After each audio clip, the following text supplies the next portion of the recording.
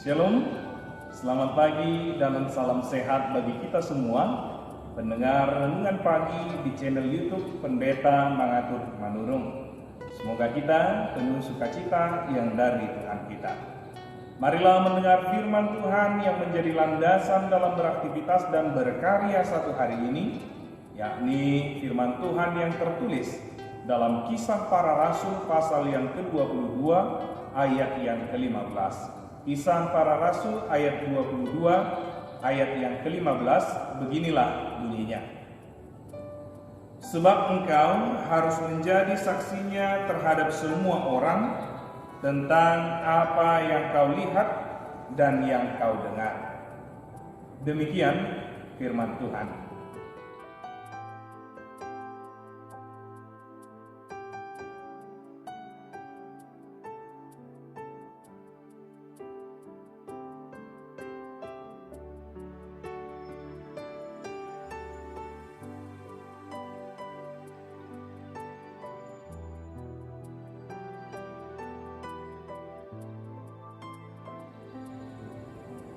Anda pasti tak ingin mewawancarai saya untuk acara televisi Anda, kata seorang pria kepada seorang pembawa acara. Anda butuh orang yang masih muda dan fotogenik, dan saya bukan dari kedua itu. Lalu pembawa acara itu menjawab bahwa kami memang menginginkan Anda karena Anda mengenal C.S. Lewis, seorang penulis terkenal yang menjadi tema acara dokumenter kami. Pak, kata pembawa acara itu, bila kita hendak menceritakan kisah hidup seseorang, tak ada yang dapat menggantikan peran seorang saksi mata meskipun ia sudah tua dan bukan memiliki tampilan fotogenik. Bapak Ibu saudara-saudari yang terkasih, demikianlah pentingnya peran seorang saksi untuk menyaksikan suatu kebenaran yang terjadi. Kita semua sudah mengerti apa artinya saksi, yakni seorang yang menceritakan apa yang dialaminya, yang terjadi dalam dirinya di lingkungan tempat ia berada. Saksi tidak mendengar dari orang lain. Kata orang itu atau menurut orang ini tidak ada di dalam kamusnya. Seorang saksi menyaksikan pengalaman langsung yang dilihatnya secara pribadi. Paulus mengalami pengalaman iman yang begitu luar biasa yang mengubah hidupnya 180 derajat. Pengalaman pertemuan dengan Yesus ketika ia hendak berjalan ke Damsyik membuatnya menjadi percaya akan Yesus itu adalah Tuhan yang Maha Kasih, yang telah mati karena dosa kita dan bangkit bahkan naik ke sorga seperti apa yang dikatakan ataupun dinubuatkan oleh para nabi di perjanjian lama. Dia yang tadinya sebagai seorang yang mengancam dan membunuh murid-murid Tuhan, kini beralih menjadi pembawa berita tentang kebenaran Tuhan. Betapa baiknya Tuhan di dalam perjalanan kehidupannya, yang memberikan pengampunan kepadanya, bahkan mempercayakan dan memberikan kesempatan untuk menjadi saksi pemberita Injil kepada yang lainnya. Namun apa yang terjadi dalam diri Paulus tidak serta-merta begitu mudah untuk diterima, untuk dia lakukan, untuk diterima yang lainnya. Terlebih bagi teman-temannya yang dulunya sama seperti dia, yakni membenci dan ingin juga membunuh para pengikut Tuhan Yesus. Tetapi apa yang ia lihat, tetapi apa yang ia dengar, tetapi apa yang ia rasakan di dalam pengalaman iman bertemu dengan Tuhan, membuat ia tetap teguh di dalam memberitakan pengalaman imannya tersebut. Bapak Ibu saudara-saudari yang terkasih, sebagai orang yang percaya, kita juga harus menjadi saksi akan kebenaran Kristus. Itu tidak mudah kita lakukan jikalau kita tidak mengalami pengalaman iman dalam hidup kita tentang kebaikan dan kemurahan Tuhan. Namun saya yakin dan percaya kepada kita semua sebagai pengikutnya, kita semua memiliki pengalaman iman, yakni merasakan bagaimana kebaikan Tuhan di dalam hidup kita. Banyak hal yang pastinya boleh kita ceritakan dan boleh kita gambarkan di dalam pengalaman iman dengan apa yang kita rasakan akan kebaikan Tuhan. Dan salah satu bukti dari pengalaman itu terlihat ketika kita mau datang ke hadiratnya lewat doa dan ibadah kita.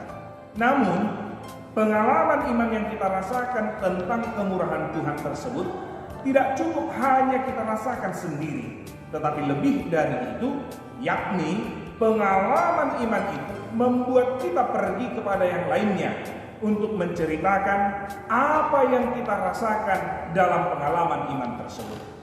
Menarik sekali apabila pengenalan kita, pengalaman kita akan Tuhan Yesus sebagai Tuhan dan Juru Selamat tidak berhenti sampai pada pengalaman pribadi kita sendiri, ya. Tetapi pengalaman itu terus kita sampaikan kepada orang lain.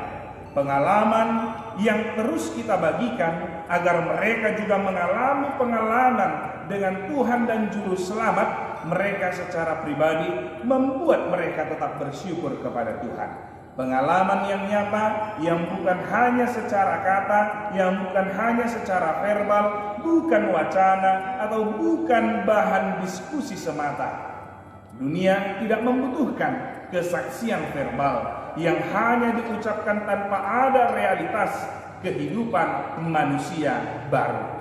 Tidak heran bila kesaksian Kristen terkadang-kadang malah dicemooh karena sangat kontradiktif dengan apa yang dikatakan dan apa yang dijalaninya dalam kehidupan sehari-hari. Ada orang yang pandai berbicara tentang Tuhan Yesus, tetapi praktek hidup di tengah dunia, ya, kerjanya menjadi batu sandungan di dalam perjalanan kehidupan, baik itu di tengah masyarakat, di ruang lingkup di mana dia berada. Lihatlah betapa luar biasanya kebaikan Tuhan dalam kehidupan kita. Pribadi lepas pribadi, demikian juga keluarga lepas keluarga. Banyak kita yang secara sadar ataupun tidak sadar terkadang, ya, pengeluaran itu lebih besar dari apa yang menjadi pemasukan di dalam kehidupan kita, ya. Seperti yang saya perhatikan, yang saya lihat di kampung saya Nagojor Tanah Jawa, banyak orang yang mata pencahariannya sebagai petani tetapi tidak memiliki lahan. Artinya dia mengusahakan lahan milik orang lain dengan memberikan sewa kepada mereka, kepada pemilik tanah tersebut. Tetapi hasil dari pekerjaan itu mampu menutupi segala kebutuhan dan keperluan mereka. Baik itu keperluan makan sehari-hari, keperluan adat istiadat, keperluan anak-anak sekolah, ataupun keperluan lainnya yang sangat dibutuhkan dalam kehidupan mereka. Bukankah ini salah satu kebaikan Tuhan dan keajaiban Tuhan dalam hidup ini? Dan pasti masih banyak hal-hal lain yang di luar nalar berpikir kita yang secara tidak sadar itu terjadi oleh karena kebaikan dan kemurahan Tuhan. Oleh karena itu, mari coba lihat dulu di dalam hidupmu. Pengalaman iman apa yang kau miliki tentang kebaikan dan kemurahan Yesus? Ketika kau melihat, ketika kau menelusuri ke dalam hatimu, maka kau akan takjub, dan itulah yang harus kita syukuri. Syukurilah semuanya itu.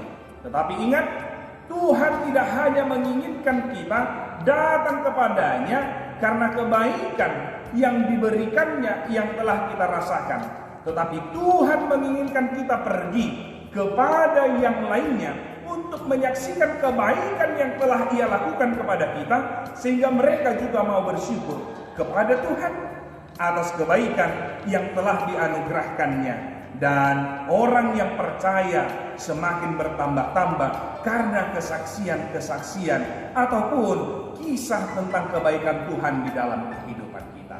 Oleh karenanya, selamat beraktivitas dan berkarya sepanjang hari ini. Rasakanlah kebaikan dan kemurahan Tuhan dan saksikanlah itu kepada yang lainnya yang ada di sekitarmu. Tuhan memberkati. Amin. Kita berdoa. Terima kasih untuk firman-Mu ya Tuhan, yang mengingatkan kami tugas dan tanggung jawab kami, yaitu menjadi saksi-Mu, memberitakan Injil, memberitakan kabar sukacita kepada yang lainnya, sehingga orang semakin mengenal Engkau, semakin percaya kepadamu, dan semakin bertambah-tambah orang yang menjadi pengikut. Berkati kami sepanjang hari ini di dalam melakukan aktivitas satu hari ini.